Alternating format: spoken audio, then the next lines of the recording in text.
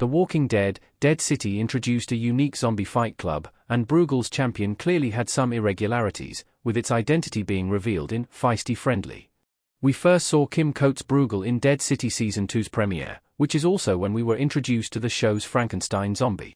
Although details were fairly limited on what was so special about this walker, it instantly became clear that this was Bruegel's ace in the hole, with Negan even commenting on the zombie's size, making it more believable that it garnered an undefeated record inside the ring. However, the Croat questioned the legitimacy of this undead warrior, curious about how a mindless being can have such quick reflexes and never lose based on sheer size alone. He even questioned if Bruegel injected the zombie with something to enhance its abilities, a technique we know is possible thanks to Daryl Dixon's zombie variants.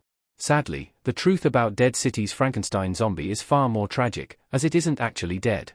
Instead, a human being is forced to fight for the Manhattan-based villain to ensure victory at any cost, and the gladiator happens to be someone close to Bruegel. Bruegel's zombie champion was his bodyguard from before the outbreak. The villain used his bodyguard to rig his fighting competition. Kim Coates as Bruegel looking forward with Negan, Jeffrey Dean Morgan, standing in the background in The Walking Dead, Dead City Season 2 image via AMC. After keeping the identity of Bruegel's zombie fighter a secret for most of the episode, Dead City finally confirmed that the villain's former bodyguard was also his zombie champion. Feisty Friendly opened with Bruegel feeding a rat to an unseen prisoner, and the final sequence tragically revealed that it was actually a human feasting on the animal, not a walker. The bombshell was a slow burner built throughout the entire episode, as Bruegel first mentioned having a bodyguard named Tony during his dinner party that he threw for some of Manhattan's most influential figures. While his story made it seem like this bodyguard was no longer around, Episode 4's final scene featured Tony being kept in rough conditions, where Bruegel confirmed to the audience that his former employee had become his champion. It's unclear why Tony would agree to this, but it could be out of blind loyalty, or a result of Bruegel exploiting him, which seems the more likely. Despite his limited screen time, it has already become abundantly clear that Kim Coates' character is more cunning and ruthless than he looks, hence how he could have convinced Tony to fight for him. Dead City has already featured some unorthodox relationships, as Hushel working with the Dharma in the Walking Dead spin-off makes it clear anything can happen. Therefore, Tony continuing to serve Bruegel without alerting anyone isn't too far-fetched, despite his awful situation. Still, I'm not holding my breath about the show following up on Tony's story. But if his tragic fate of being forced to cover himself in guts and fight zombies wasn't bad enough, his final moments really sealed the deal. Why Bruegel kills Tony at the end of The Walking Dead, Dead City Season 2, Episode 4. Negan found out about Bruegel's secret, meaning the villain no longer had a use for Tony.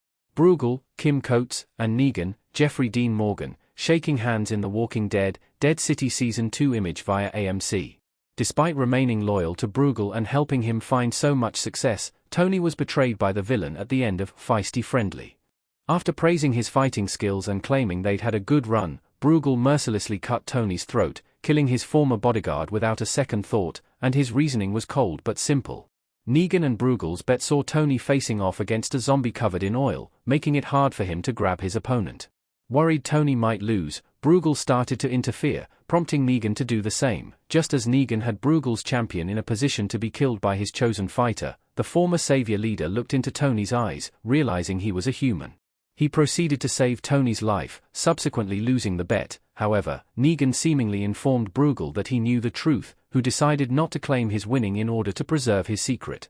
While Negan is the only other person who seems to know about the Frankenstein zombie's true identity, Bruegel clearly wasn't willing to take any risks, telling Tony, "You're no longer of any use to me." Considering they had presumably known each other for over 20 years, it was an extremely cruel way to end Tony's life, but it helps define exactly who Bruegel is. Despite stripping his bodyguard of his humanity, Bruegel told Tony, "I've been good to you, no," while also claiming, "I have given you the most valuable thing of all, a purpose." His manipulation and lack of accountability prove that Bruegel is willing to use anyone, even those most loyal to him, hence why he was more than happy to kill Tony in Dead City Season 2.